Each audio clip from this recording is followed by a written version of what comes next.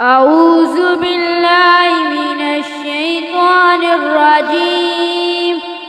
بسم الله الرحمن الرحيم. والتين والزيتون وطور سينين وهذا البلد الأمين.